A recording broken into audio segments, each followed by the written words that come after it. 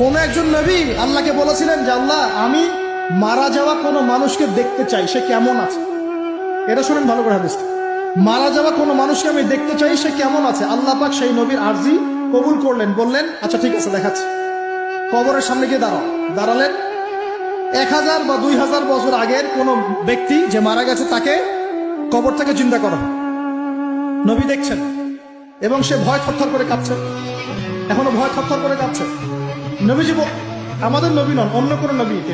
সেই নবী বলছেন যে তুমি ভয় কাঁপছো কেন, তুমি কত বছর আগে ইন্তেকাল করছো, কি তোমার হালচাল বলো আমার। সেই ব্যক্তি বলছে আমি আজকে থেকে 1000 বা 1500 বছর আগে মারা গেছি।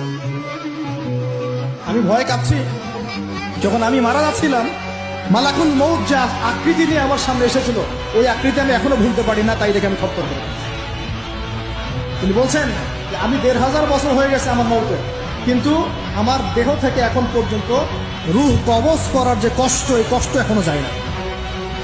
আর এই সব দুর্নীতি করে আর অন্যায় করে মানুষের সম্পদ আত্মসাৎ করে অন্যের উপর অত্যাচার করে আমি ভাবছি যে আমরা কালকে আমাদের মনে পৌঁছে যাবো। খালি কবরে যাও, তারপর বুঝবো। আল্লাহ রাব্বুল আলামিন আমাদের সবাইকে হৃদয়ের চোখটা খোলার তৌফিক দান করুন।